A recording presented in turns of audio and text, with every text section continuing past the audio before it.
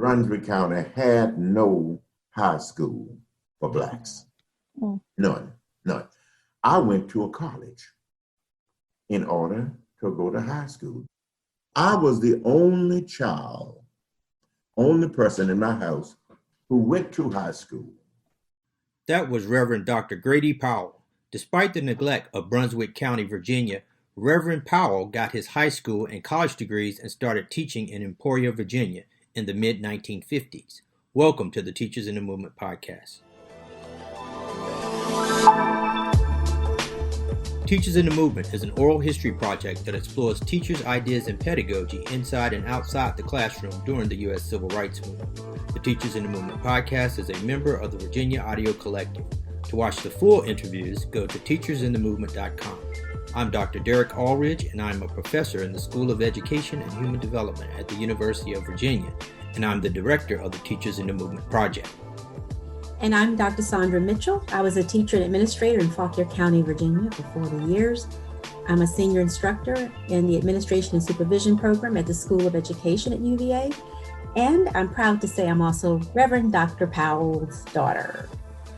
You'll also hear from doctoral student Alexis Johnson, who conducted this interview with Reverend Powell. And you might hear a few questions from me. I'm Mary Garner McGee, and I'm the producer of this podcast. So, Dr. Mitchell, can you introduce us to your father, Reverend Powell, as a man and as an educator? What is he like? Well, first, I just want to say that Grady Wilson Powell Sr., I do want to say his whole name right now. Names matter to him. He first was a terrific father, a former educator and pastor. He still, I think, could consider himself a preacher, and he's a terrific storyteller. He was a staunch believer in education as a way to progress. He's a lover of reading, reads a newspaper still at 88 every single day, book lover. We packed up my parents' home a few years ago so they could come move near me. We packed up several thousands of books. And he was an agitator in a marvelous way. He was able to push folks, but not break relationships with those. They say there's some people that you work with and some people you work around. But he was also an activist and a trailblazer in that he practiced what he preached. So he just did not talk about desegregation. He got involved. He just did not talk about women's role in the church, which was a big topic for him, but he did something about it. So that's Grady W. Powell. Thanks, Sandra. So let's start by talking about Reverend Powell's own early education. I went to a Rosenwald school, and I'm sure you people in education know something about Rosenwald. But the school was a Rosenwald school, and if you know the way that Rosenwald was shaped, it was really one building. The biggest population in my school for 7 years was 21 children. That was the total of the school. What grades were the Rosenwald school? 1 through 7. 1 through 7. I stayed with Mrs. Austin for 7 years. Oh, wow. Teacher. Okay. I thought that Mrs. Lassie Austin, my teacher, was the finest person you could find. Whatever she said as an educator was right.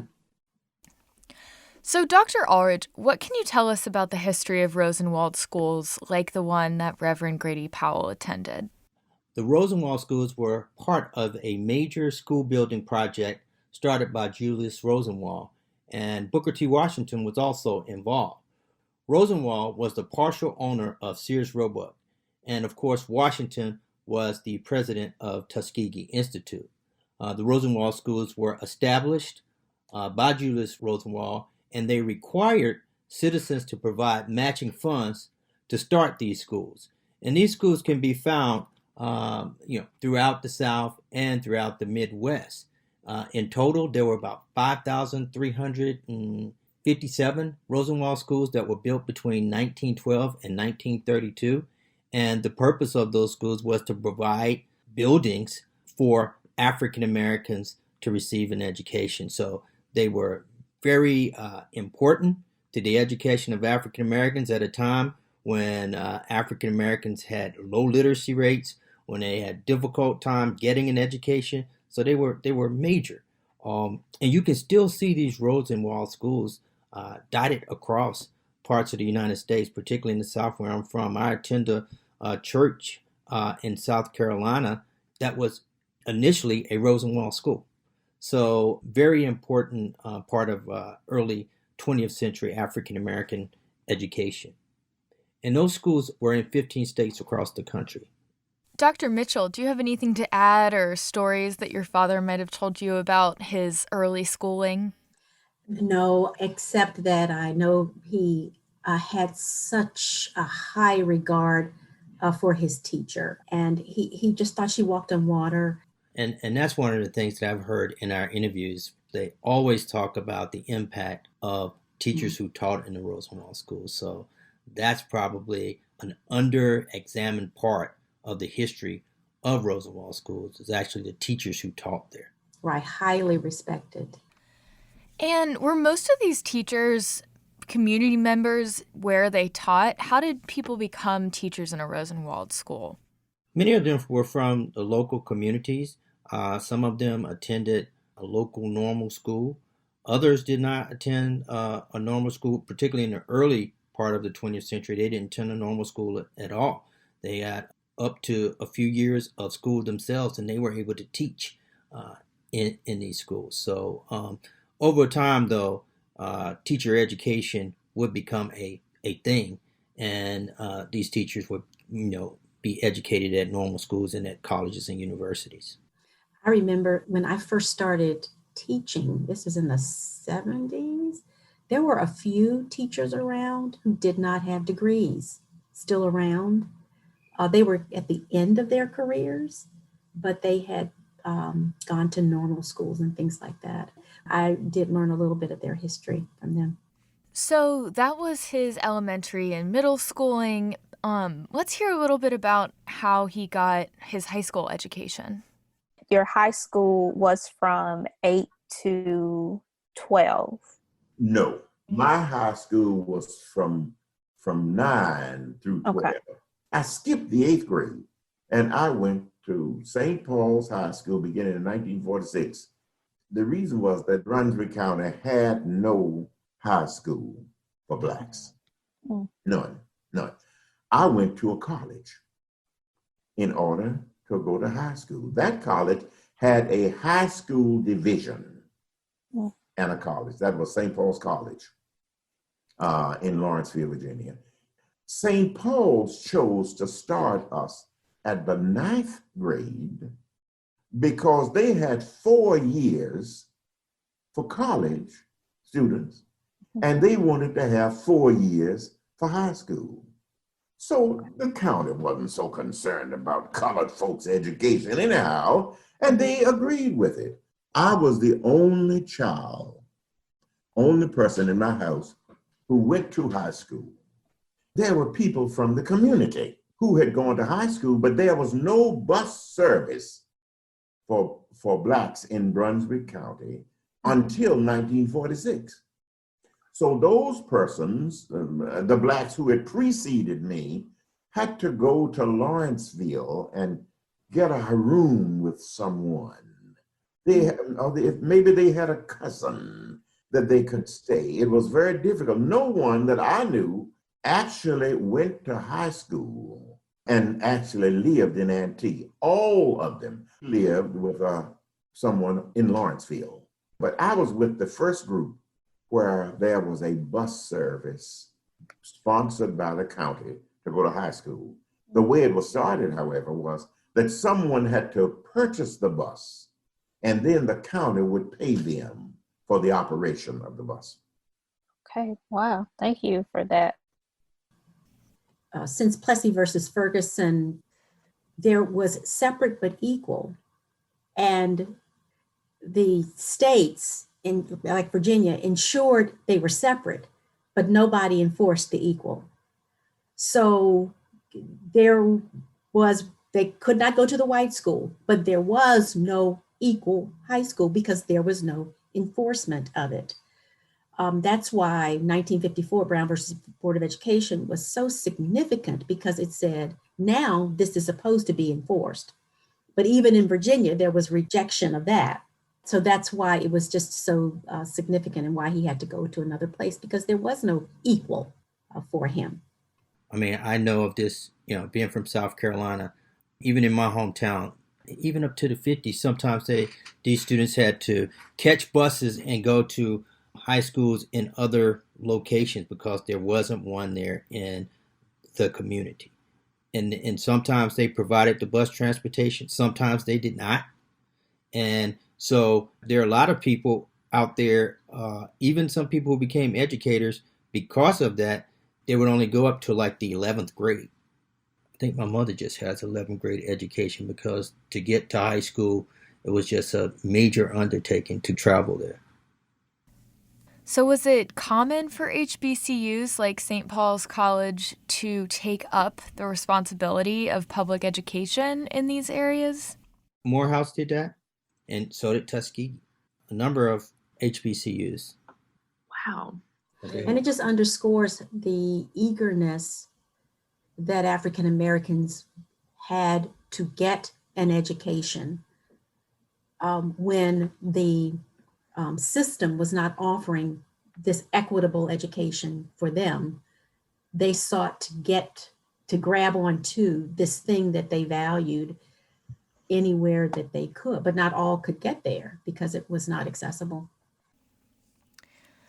So after he finished high school, he continued at St. Paul's for college. So let's go back to the interview and hear a little bit more about that.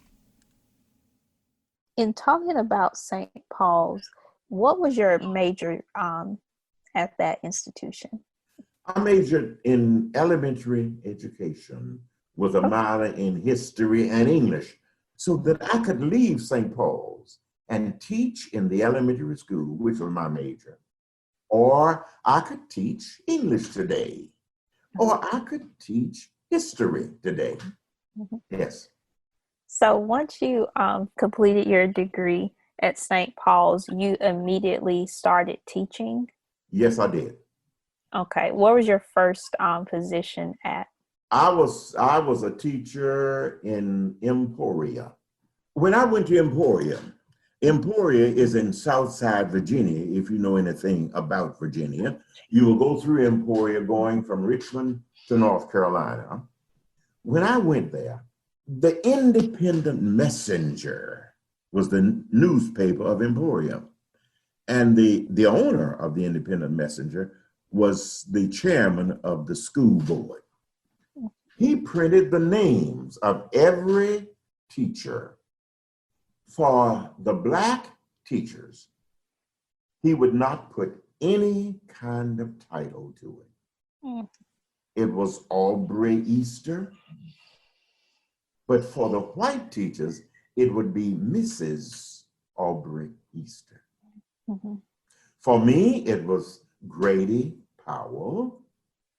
But for Levi Johnson, a white man, it would be Mr. Levi Johnson.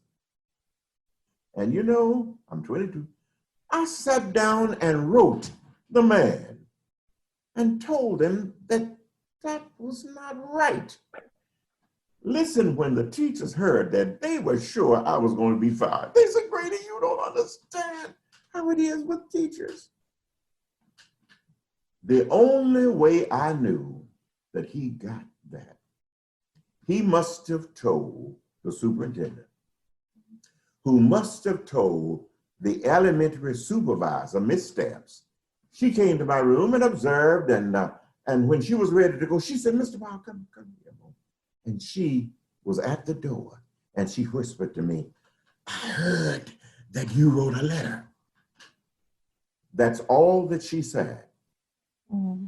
Years later, Miss Stamps was in the hospital. And I discovered that Miss Stamps was as interested in civil rights and social justice as I was. She just couldn't say it. Mm. She told me that because she had to report to the superintendent that I have spoken to Mr. Powell about it. Mm. She said that's all she had to say. And she had carried out her responsibility. Do you remember hearing this story from your father, Dr. Mitchell? I certainly heard about Mrs. Stamps and what she did. what I most remember, one very poignant memory that I have is that I was addressing an envelope, and I don't remember how old I was. I was writing to Marcia Parker. That's one of my friends. I wrote a little letter or something like that. And he said, no, you will put on the envelope, Miss Marcia Parker. And then he shared the story about how important it was to have titles in a formal setting like an envelope. And he shared this story about the equitable treatment of people, the value of titles, the value of names. And that has stayed with me throughout my career, the value of names. And you hear some of that, say her name, names matter. With children that I have taught, and I teach leaders this right now, we have so many children who are from different countries that have difficult names to say. And I believe as educators, we have to make an effort to try to say their names correctly. And anytime we stumble and cannot do it, we apologize and continue to try, because names matter. That's a powerful story, Dr. Mitchell. And while you were telling it, it made me think about my own experience when I was a young professor at the University of Georgia in the late 1990s. And I developed a friendship with the custodians there. I remember telling them, please don't call me Dr. Aldridge. Just call me Derek, and that's what I would like for you all to call me. And one day, one of the women pulled me to the side and she said, we may call you Derek when we see you outside the university setting, but it's very important that we call you Dr. Aldridge in this setting. And we want you to know that we're very proud of you, and that's why we do it, and that means something. It really is a part of African American culture.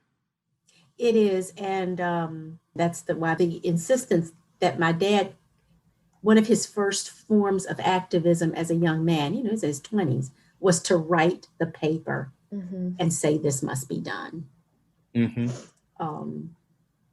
And he didn't care that might lose his job, Yeah. What might the consequences have been for that action? He could have been fired, I guess. There was no real due process in those days. Of course not. Just said he was a troublemaker and, all kinds of things like that. But Mrs. Stamps just whispered to him, I heard you wrote the paper. And that was her, radicalism happens in so many different forms. And I think she did a radical thing by not chastising him. When she said, I heard you did it, was her way of doing one thing. She satisfied her boss by saying, I'll speak to him. But she affirmed what he had done. I heard you wrote the letter. Mm-hmm. Amen. Let's hear a little bit more about his teaching style.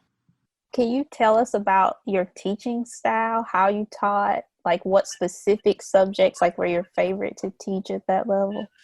There were 4 of us who taught the 7th grade, and I was teaching at a time that there was a movement that was strong in civil rights and social justice. And that gave a broad system of education. So I taught more than the history. I taught more than arithmetic, we called it then. I taught more than English.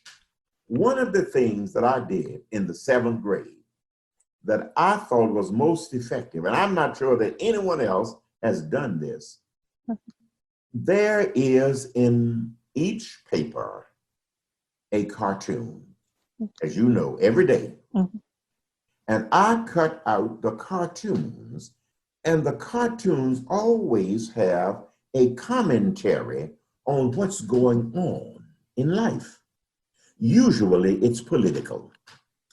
I would cut those out, and on each day, I would put it on a sheet and pass it around to children. And I want to say, what does this cartoon mean? Who can tell me what this cartoon means?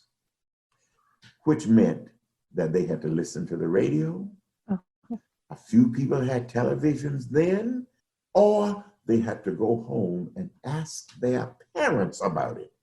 That I got some parents, and they'd say to me, my child has me listening to the radio to tell them what is going on. I was so happy with that. I thought this was such a creative way to get kids interested in current events. Did Reverend Powell do similar kinds of activities with you all at home? Well, I think of three things.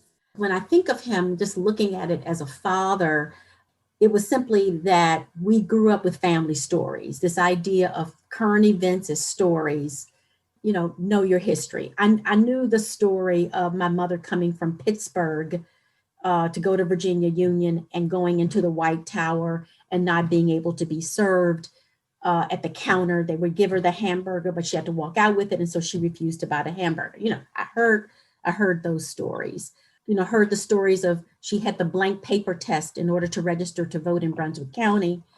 And they didn't pass her at first until my father challenged them and said he was going to take them to court. And then all of a sudden she passed. So,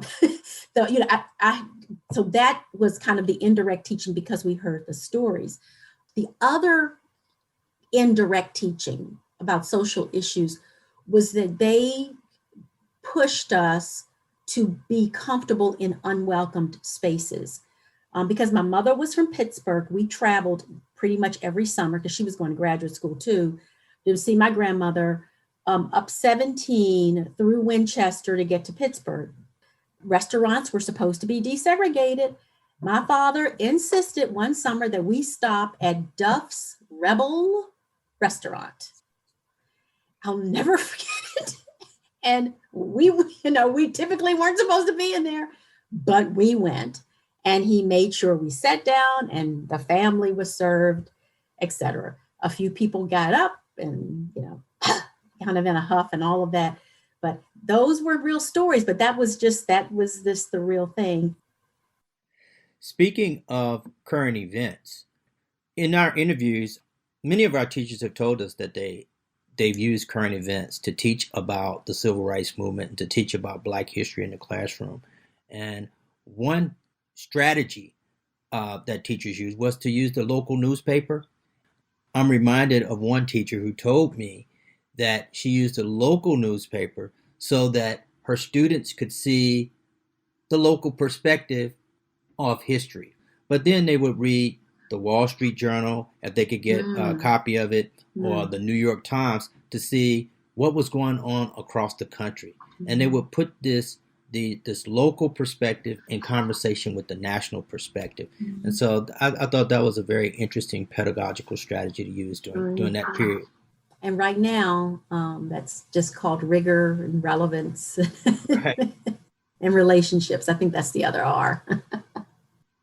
Like Reverend Powell not only talked about teaching strategies in the classroom, but how important it was for teachers to be involved in civic organizations as a part of the full teaching and social justice movement. Not only did my father talk about the strategy used in the classroom, but also the outward strategy of connecting his work in the classroom with organizations who worked for justice outside of the classroom, like the NAACP, for example.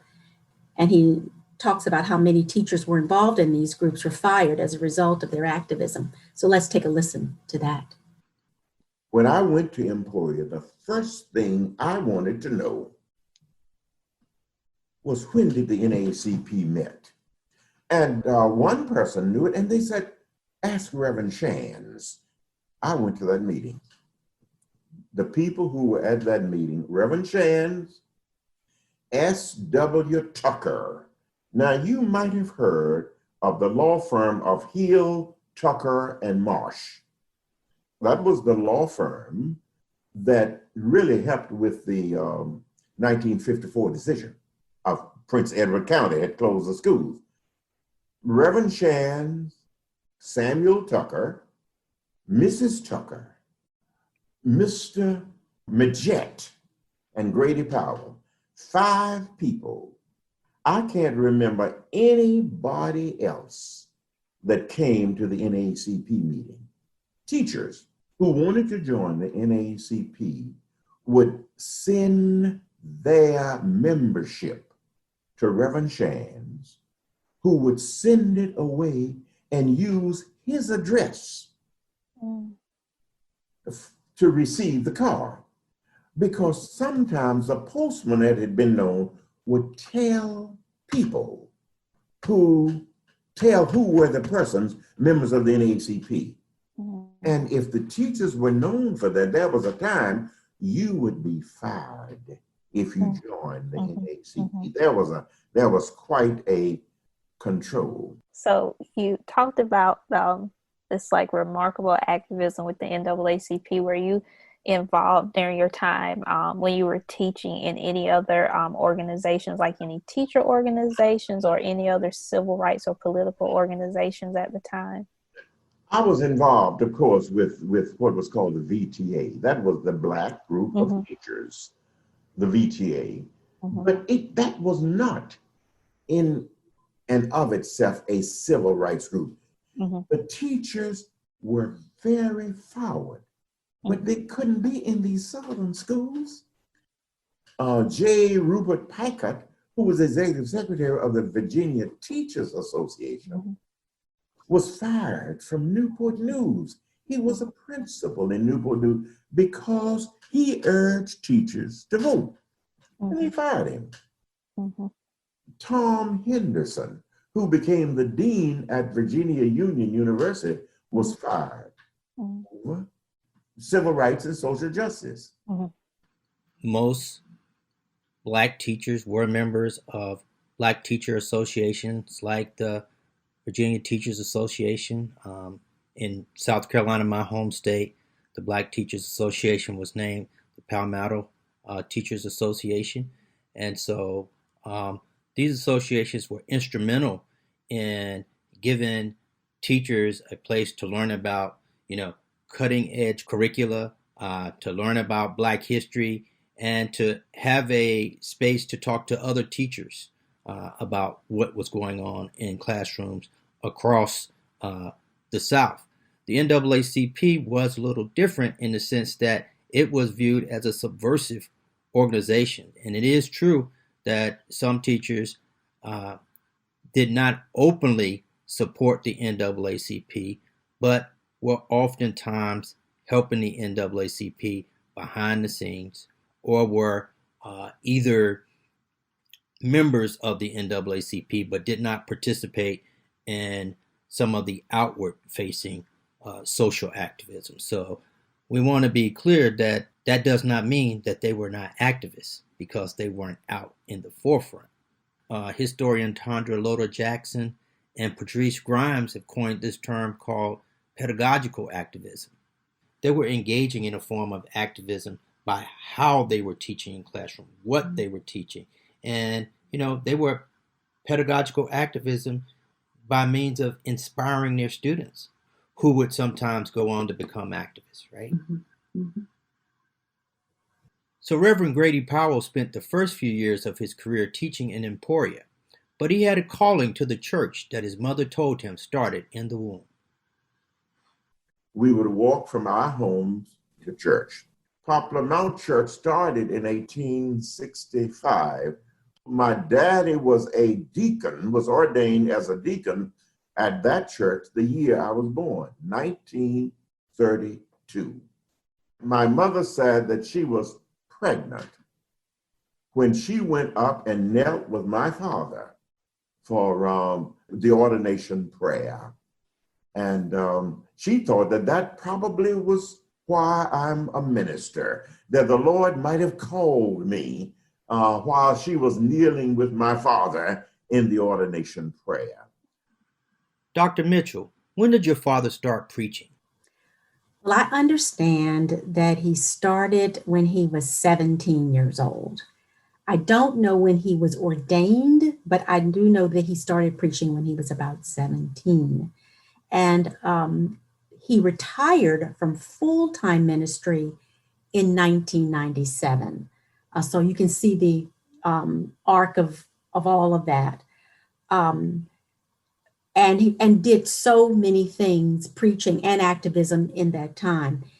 After 1997, as a full-time preacher, you might be interested to know that he served as an interim pastor to 5 or 6 churches in Richmond until he was 80. So that was 63 years. And in 2019, he gave the invocation at the dedication of Arthur Ashe Boulevard for the Virginia Historical Society, which you can see online if you'd like to take a look at that. But that was really the last delivery of something for a large audience in 2019. And of course, he didn't do anything in 2020. He did one sermon on Zoom in 2020 from his dining room. So his preaching spanned, we're talking from age 17 to age 87 in 2020 when he did that. He became a full-time pastor, I believe, in 1960, which is what he had always done. The reason my father taught, the reason he worked in a paper factory and other things was to make money for his family. But he always wanted to be a full-time pastor. And when he was called to a church, I believe it was Quioccasin in Richmond, so that they could make ends meet, my mother decided to start teaching full-time. She had prepared to teach. And he tells the story in this next clip of how grateful he was to my mother for allowing him to become a full-time pastor. I would like for persons to know that my wife has been a partner in giving me the opportunity to be an activist. My wife. I was teaching. I was getting the money. But one day I came home and my wife said, Grady, let me go out to teach and you become the full-time pastor. The church was not paying me enough to take care of my family. But my wife drove, let's see, I think it was like 46 miles one way, which meant that she drove 92 miles a day to take a teaching job in Louisa, Virginia. And she has been working ever since. And there was no way I could have been the pastor I could without that kind of wife. Looking back on his career as a minister, in what ways do you think his experience as a teacher influenced his work in the church and as an activist?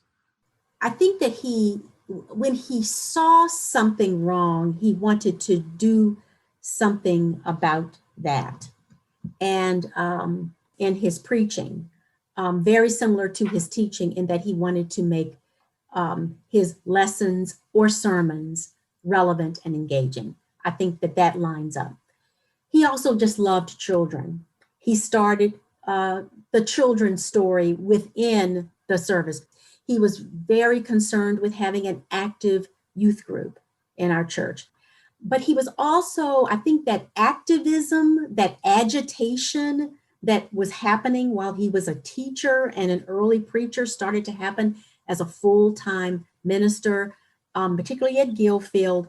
He applied to have the first church preschool in Petersburg, Virginia, and started that for daycare for children because he knew families needed that. He started what he called the nutrition program to feed families free, fighting for the impoverished and those kinds of things, marching, all of those, desegregating schools, all of that, I believe, came out of the activism that started while he was teaching and part-time preacher and then in the full-time pastorate. So, Dr. Mitchell, you are quite the civil rights pioneer yourself. You were one of the very first students to desegregate the public schools in Petersburg. We're going to hear from your father's perspective in a minute. But first, what do you remember about that time? Well, I was 9, so I remember it through the eyes of a child. So to say that I was an activist is not accurate. I did what my parents told me. And my father sent my sister and me down to say that we were going to, of all places, Stonewall Jackson Elementary School. So he went there, and I believe he will tell you in the clip how he made that happen, how he talked to the school superintendent. But what I remember walking in, and I remember crowds of people, no one jeering or anything. I just remember a crowd watching us. I knew it was a big deal. I remember one teacher making a big deal of the fact that I had gotten the only E, and E was like an A, excellent, in the class, in handwriting. And she made a really big deal about it. I remember being really proud of that, but I always wondered, her name was Mrs. Wells. And I've always wondered if Mrs. Wells did that as a way of changing mindsets of children in the classroom about this little Black girl in the class, because I was by myself. There was another Black girl that was in 4th grade, but they did not allow us to be in the same classroom. It would have been helpful, but they did not allow us to be in the same classroom. But I remember that. And then I remember kids stuff.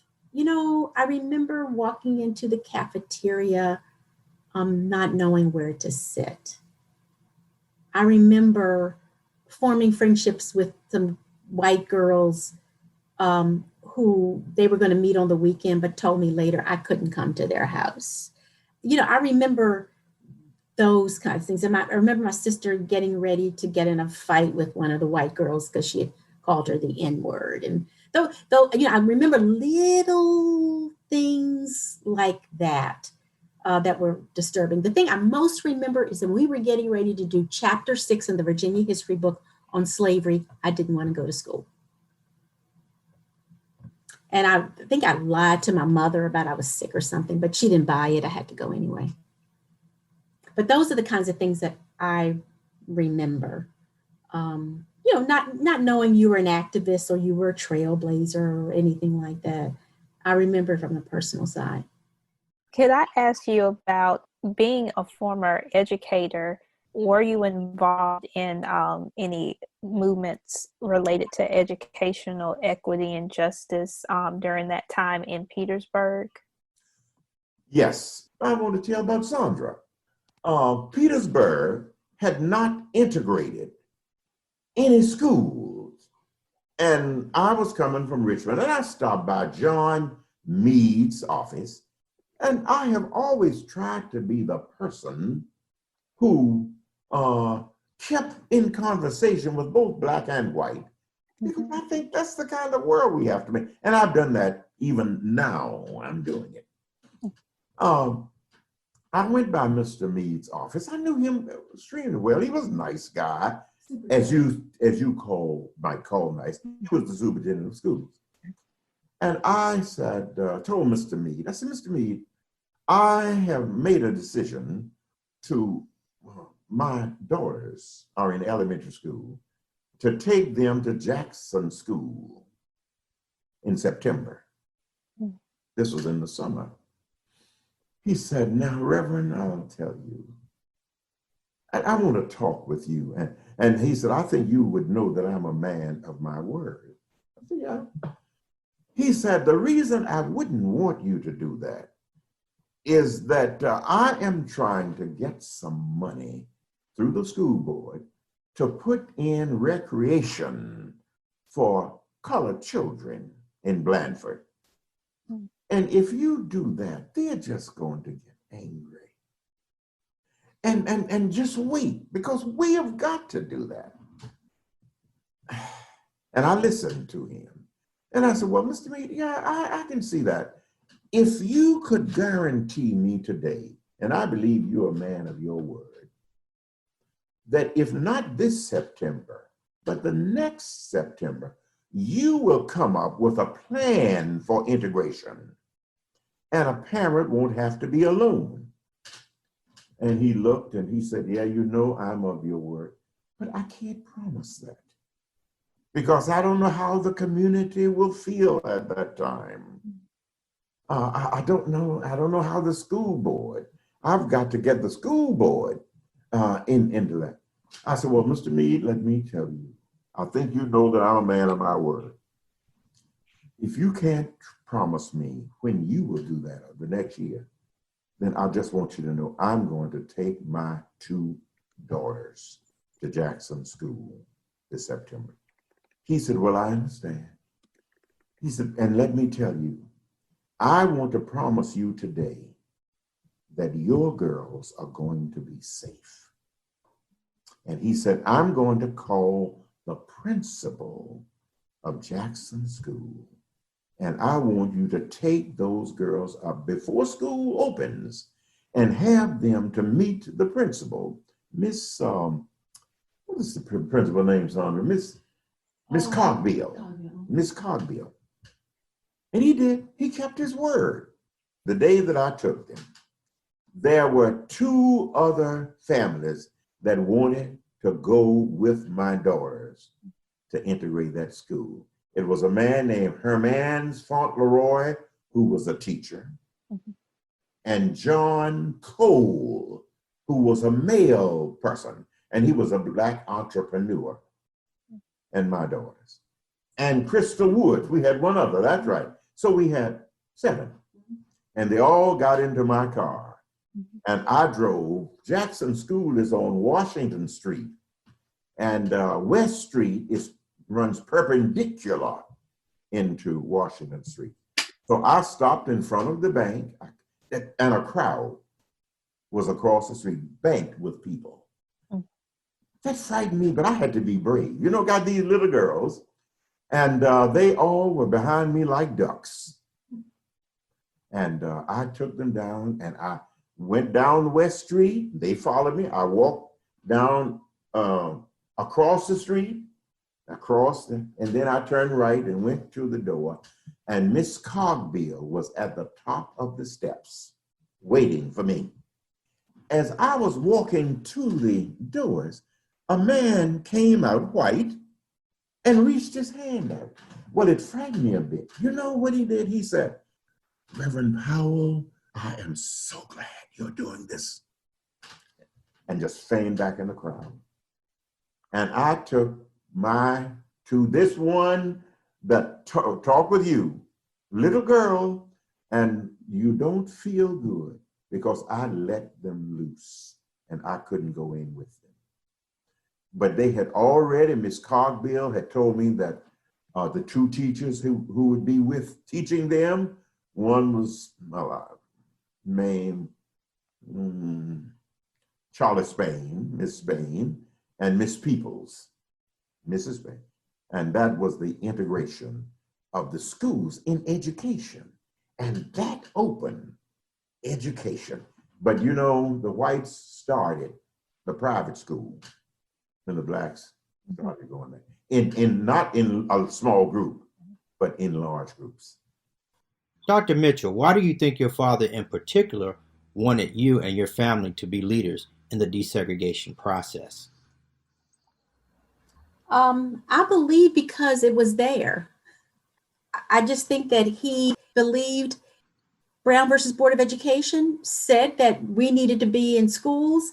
It had to happen, so why not us? Why not? I do know now as an adult, because I talked with him about this as an adult, that it must have been difficult for parents who wanted to fight the battle of civil rights to put their children on the front line. Do you think that early experience influenced your career as an educator? Oh, absolutely. In this way, I believe the reason I became an educator was that I'm from a family of educators. You heard my dad, my mom. So education was just a part of my family. That's why I became a teacher. But what that experience did prepare me for was going into places where I might not be welcomed. When I became an administrator in Fauquier County, in the central office, there were a few years there when it was Sandra Mitchell, and Pauline, the custodian, as people of color in that central office. That changed, here and there, but none of that rattled me because of that experience that I had as a 9-year-old. And I've had lots of experiences like that. And I'm sure Dr. Aldrich has too. Yes. The only one. I want to take a quick break, but when we get back, we're going to talk about an act of racialized terrorism against one of Reverend Powell's congregations and his time at the famous Selma March in Alabama. When I was a teacher, I sometimes struggled to teach the topic of race. I taught in the early 1990s, and the Civil Rights era seemed like a century earlier to most of my students. There was one event, though, that provided an opportunity for me to engage the issue of race and to show my students that much work remained to be done. I remember the acquittal of 4 policemen for the beating of motorist Rodney King in 1992. My students could not believe the verdict. They could not believe that the cops got off, my black and white students. And this gave us an opportunity to talk about the connections of what was happening in their time in 1992 to what was happening in the 1960s as it pertained to the police treatment of African Americans, particularly African American men. So, current events provide a great opportunity to make the connections between the past and the present, and the present and the past. And so with the Teachers in the Movement Project, we encourage folks to check out our videos to see how they can make those connections. At Teachers in the Movement, we take the stories and ideas of educators like Reverend Powell and we interpret them for the contemporary classroom. Check out all of our resources on teaching about race and democracy and information about our teacher training programs at teachersinthemovement.com. We're back with Reverend Grady Powell. In addition to his teaching career, he served as a pastor for a number of churches. We're going to talk about an act of racialized terrorism against one of Reverend Powell's congregations.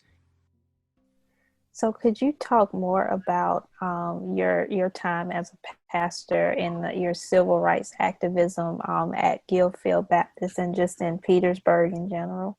The very first year I was there in the fall, someone burned a cross against the church.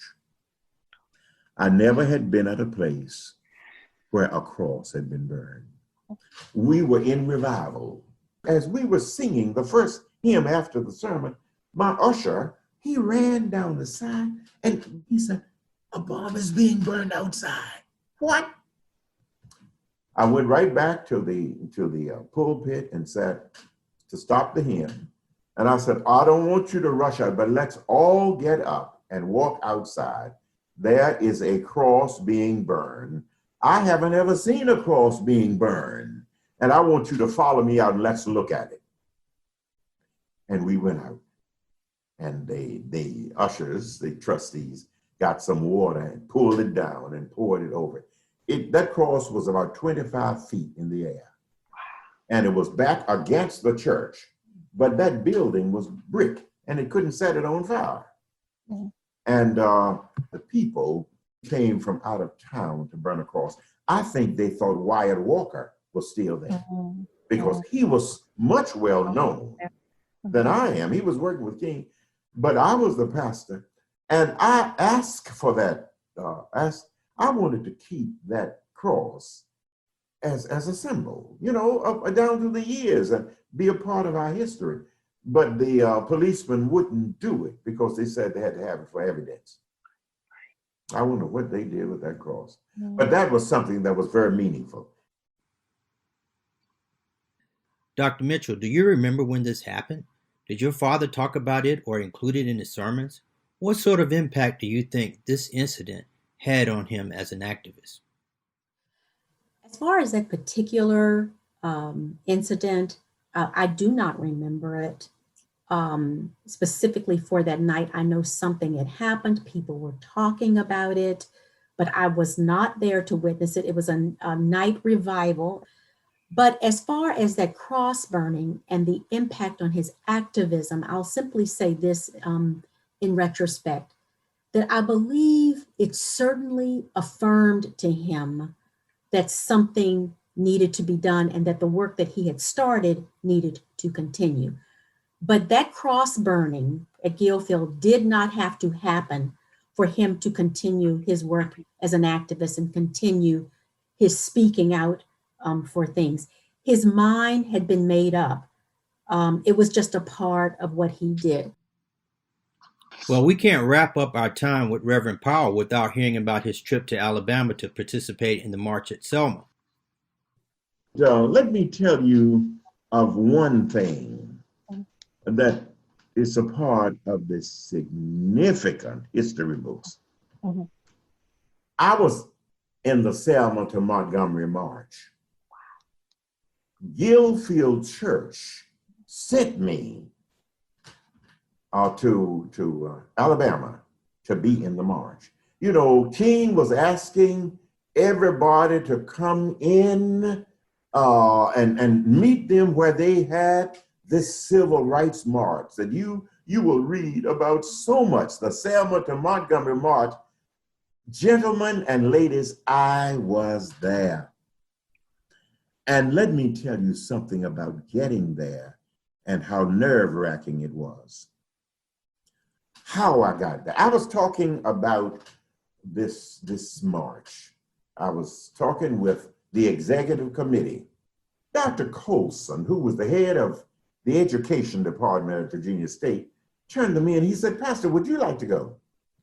Oh, I said, "Oh, I would love to go, but you know, I can't go."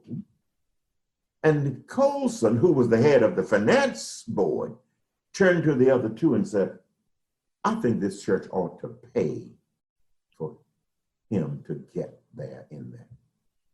Do you know they voted right there, it was only 3 of them, to send me to Montgomery, and all I had to do was to bring them the bill. Well, I had a Diners Club card, and I could put it on Diners Club, and by the time it would come to fruition, and I had to pay for it, they would have given me the money. Okay, I immediately, I was so happy, the next day, I called the airline in order that I could fly into Montgomery, because I was going on the last day. That was what King was asking. Not that people had to walk all of the days, but to go the last day. Meet them out 9 miles from Montgomery, and then you could be in the last of the march, the day. And I couldn't get a plane into Montgomery.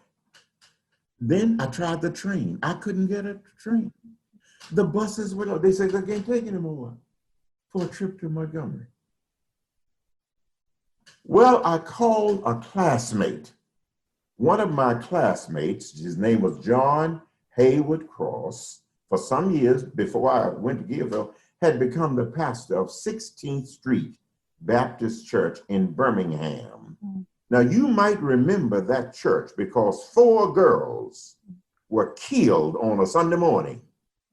My classmate was their pastor, and he was speaking to the Sunday school in the basement when that bomb went off on the steps outside. It was so strong, he said it knocked him down, and he was in the middle of the building. He said it had to kill him, anyone who was near that step. He was the pastor. I called John. And I told John. John said, "Grady, let me tell you, see if you can get a plane to Birmingham, because I'm going to be leaving a little after midnight to drive to the spot where we all have been set to meet them, and I'm going to be walking the last day." I called, and I got a plane into Birmingham. John met me at the airport, took me to his home. His bedroom was on the front, his guest bedroom. And here's what he said to me, and it frightened me. I thought Virginia was bad. But he said, "Now, Grady, listen." He said, "We never know when we're going to be bombed or shot at. And we have to prepare for it." He said, "Once you put the lights on, don't stand at the window that anyone can see your shadow." That was enough. He said, "If you hear anything outside, don't get up. just roll out of the bed and roll under. Ladies and gentlemen, it frightened me. You know, I'd had some real experiences in Petersburg. Oh, yes, but nothing like that. But I stayed at John Cross, and about 1:30, 2 o'clock, we got in his car, and when he went out to start the car, the first thing they had was, you know how mechanics have a little track that they get under to roll up under the car to look at. He had that. And he said, everybody was told that you have to get on that. Go and look under your car before you ever started. Because we have had people, when someone has put a bomb under their car and they don't know it, and all it takes is motion for it to do something, frighten you at least. He looked under it, and we went down, and I was in the march. I have looked at that picture on television so much. If you look at it, you will see a man who had crutches. He had walked all of the way from Selma, and they have shown him so much. I said, if I had known they were going to show him them, I would have gotten up by him so that I could have been seen in that march. It was so crowded that you could not sit down. It was so crowded. You just had to try to flop down where you were on your knees. And that's where I was that day. I was in the march. Yes. Okay, thank you for that. We could just go on and on and on and talk. This is just so wonderful. Sure. I do want to ask you one more question. Just thinking about you as such a legend and a pioneer in the civil rights movement. What would you want people, and even your time as an educator, because you did remarkable things too as a teacher, what would you want people today, especially young people, people going into education, or students, to know about the civil rights movement, both locally, all the places you've been, as well as nationally? I think that life calls us to move beyond our comfort level. And that is where we have been by tradition and culture. We have been with Black people. And that is a kind of tribal thing. We can't help it.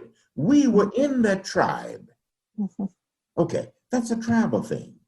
But we have got to move beyond that. And if you are in a place where there are 18 Blacks and 1 white, I would say to persons, feel it's my responsibility to try to make that minority feel important, which minority and or majority, you are important. And that's what I try to say to young people. Because we have risen up now, and we have a little more power.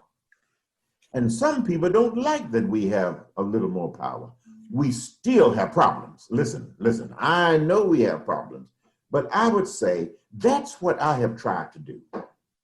Therefore, I say to you, you good people have the opportunities that I've never had. I mean, Professor, you are a professor at the University of Virginia. Is that right? Yes, sir. Yep. Professor, when I finished high school, if I had gone to the campus of University of Virginia and said, I want to register, they would have put me in jail. And here you are as the professor, and I'm so proud of you. Here you are, a student, coming to interview me on behalf of whom? Some group from the University of Virginia. Thank you, good people. Yeah. We really appreciate everything you've done as an educator and as an activist and a minister. Thank you very much.